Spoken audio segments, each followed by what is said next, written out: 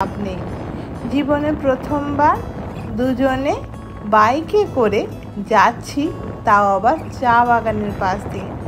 তো সেই চা বাগানের পাশ দিয়ে যাচ্ছি, চা বাগানে ঢুকবো না এটা হতেই পারে না। তা ঢুকে পড়লাম একটা সুন্দর চা বাগানে।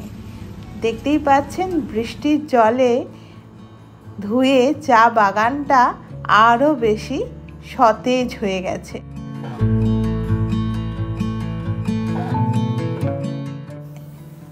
চা তোলার জন্য দেখতেই পাচ্ছেন লোকজন আস্তে আস্তে হাজির হচ্ছে,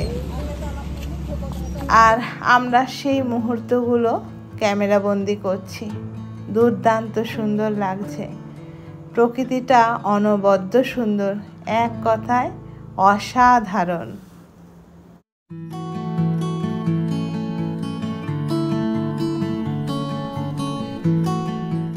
বৃষ্টির চোটে আমরা আর শহরে ঢুকলাম না, আমরা আস্তে আস্তে ফেরত চলে যাচ্ছি আমার উত্তরবঙ্গের আস্তানায়।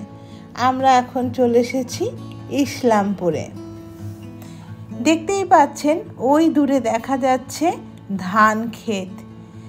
চা বাগানের পর এইবারে চলে এসেছে ধান ক্ষেত, আর পাশে রয়েছে কালো সুন্দর পিচের রাস্তা।